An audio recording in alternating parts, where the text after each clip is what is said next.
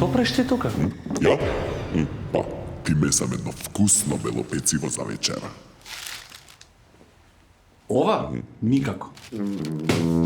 Зошто па сега никако? Белото брашно е направено од процесирана и рафинирана пченица, а да не зборувам за адитивите во неа. Ова е здраво и вкусно и направено е од кршени зрна пченица. Сакаш да кажеш дека пак џабе се мачев?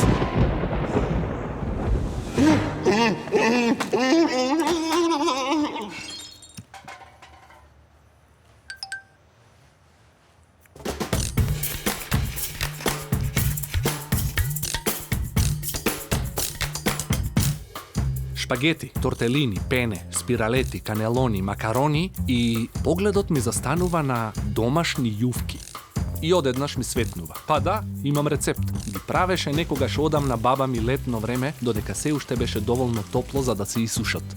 Во традиционалната воденица на Чичко Секула во Вевчани, ќе дознаеме зошто нашите предци не знаеле за срцеви заболувања, канцер, астма и висок крвен притисок. Ајде да ги засукаме ракавите и да правиме брашно од цели зрна пченица. Зошто убаво спакуваните тестенини, направени во некоја фабрика, никогаш не можат да го имаат истиот оној вкус кој не утешува? Целите зрна се клучни во одржувањето на здравата диета. Го намалуваат ризикот од срцеви болести, проблеми со тежината како и стомачните проблеми. Полни се со Б витамини, минерали како железо, магнезиум, селен, одлични се за имуниот систем и за коските. Сега гледам колку е тешко да се произведе ова. Основниот дел на секоја трпеза – лебот. Потребно е време и труд за убави намирници. А постои правилен начин да ги припремиме. Што спремаме денес? Денеска ќе спремиме селски леб во фурна на дрва, салата ладна од пченица, потоа ќе спремиме салата од пченка, домашни интегрални јувки. Во 1 литро зовриена вода ќе ставам пченица, ладно цедено маслиново масло, ќе додадам 1 гранче рузмарин, а ти фаќај се за работа. Гмечиме лукче. Кинеме ливчиња босилек, сецкаме домати и бело сирење и ставаме во сад. Сварената пченица ја додаваме во садот и убаво промешуваме. Ја оставаме околу 5 минути и јадењето е припремено. Кој би помислил? Свежа салата од пченица. Без маја леб не бива. Во сад со вода ставаме квасец, шеќер, брашно и мешаме се додека не добиеме убава и еднаква каша. Сега стави го до фурната да доживее тасување. Се остава да стаса, да се размножат квасните габички. Тие го прават лебот мек и кревак. Во сад ставаме пченкарно, пченично, ржано брашно, маја и трици. Мешаме со додавање на вода. Кога тестото ќе престане да се лепи од страниците на садот, истураме на даска за месење. Додаваме ленено семе и семки од тиква, сол, сецкано лукче, маслиново масло, рузмарин.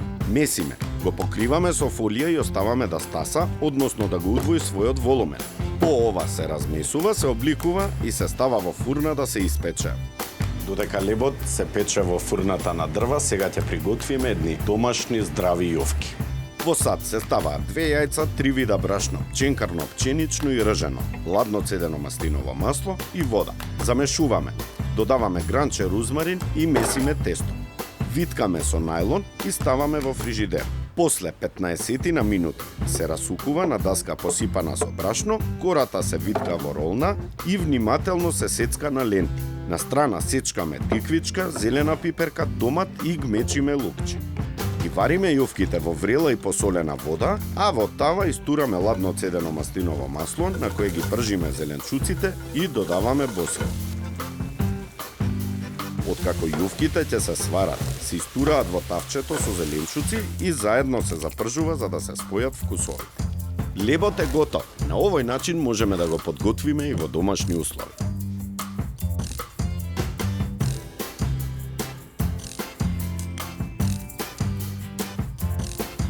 Оваа домашно подготвена храна не содржи премногу сол и шеќер, што не прави да се чувствуваме скиселено. Голема е заблудата дека житарките и тестото се секогаш штетни. Храната може да биде и отров и лек, од вас зависи.